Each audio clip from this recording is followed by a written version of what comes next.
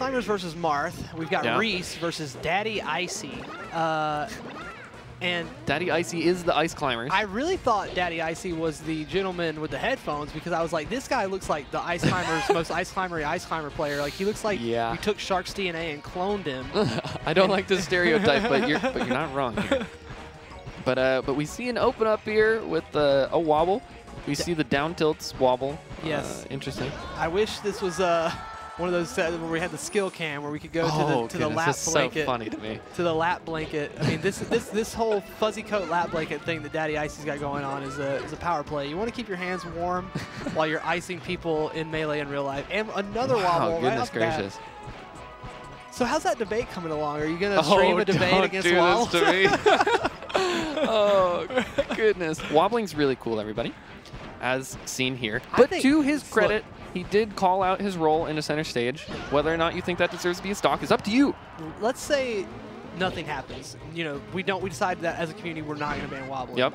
Gimmer, listen, I'm going to give you some free business advice right now. You can sell ad space during wobbles. Think about right now, me and Ginger could be doing an ad for How to Train Your Dragon 3 or something else, or Axe Body Spray. We could be doing that right now. I think there's a HyperX. Make sure you check out the HyperX Cloud Alphas. And be sure to use the discount code WOBBLE10 at checkout.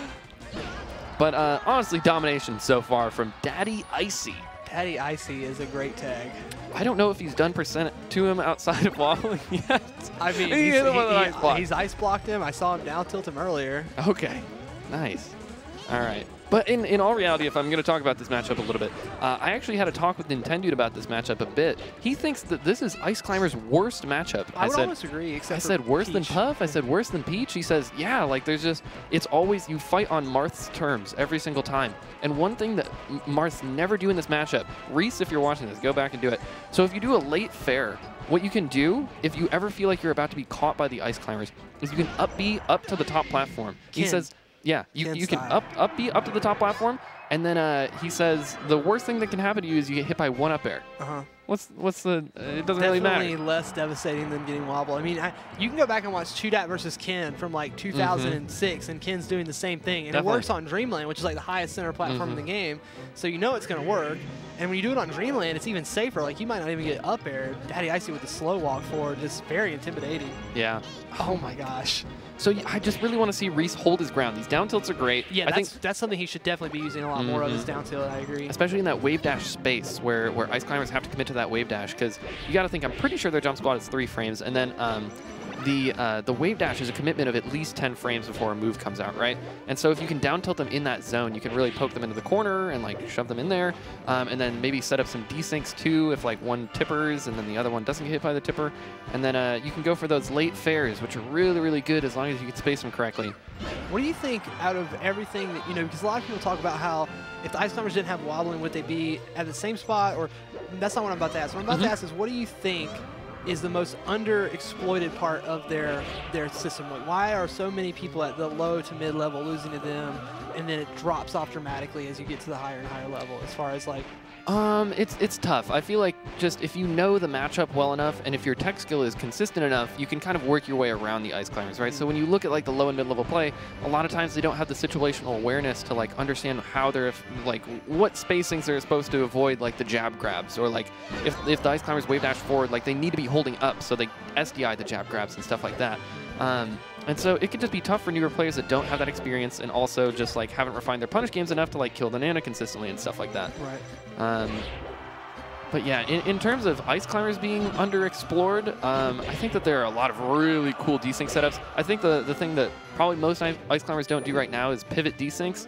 I think that's kind of the future. I think the pivot desyncs are sick, but we'll see if anybody actually implements them. They probably won't if wobbling is still legal, but that's fine. All right, we see the Sopo action now. This is the first time in the set we see the Sopo. Daddy Icey out to prove himself now as a melee player and a man. So let's see here. How is he? He's at such high percent. As long as the Marth walls out correctly, and you see him turn his back accidentally, so he might not be This is like a classic Marth scenario where you're just like, oh my god, he's at 164%. Yeah. I've got to like hit him with a raw something or another. Or you can just SD. True. So the thing that Nintendo says that you're supposed to do against Sopo is always up throw them, and then he says ice climbers literally cannot find a way down. They just can't. Or not ice climbers, but Popo. Yeah. Like, how does he just eventually dies? And it's not a fun game to play, right? You just juggle him for like a full minute. Goodness gracious. Like I said, he's not walling out properly. He didn't SDI the Blizzard because instead of moving in with an aerial, he chose to shield. He's just not he's like also not L canceling fair as well, which is like, you know, that's what they want stuff. Yeah, so this is exactly what we were talking about with the low and mid-level players who aren't able to execute as well and might not have that situational awareness, and ice climbers can make it look so punishing. And plus, once you get wobbled for 6 stocks straight, you're probably just like, I'm done with this. Yeah. But a nice timber forward smash straight through the railing there. Okay. Murder Mountain, not the best place to be if you're. Okay, this isn't he should drop down. Please stop getting hit by these ice blocks. All right. It's much cooler to time it. He's pretending to play a rhythm game. This is as much interaction as he's got to have this entire match. Oh, Nana drops down. This is an opportunity. What's going to happen? He's over in the corner. Okay. This sucks when you have no shield. Yeah, he has no shield. Oh, he could have done shield breaker from the ledge. Yeah. That would have been. Oh! But wait. He can actually control Nana. You saw him go for the down smash. Yeah, I saw it. But you can't down smash yourself. You can only, well. No. You control the Nana when Popo's shield breaks. You can do anything. Right, yeah. It's just that all he can do is stop Marth from hitting Sopo. He can't like team jab or something, you know? Definitely. That would be so whack if he could do that. All right.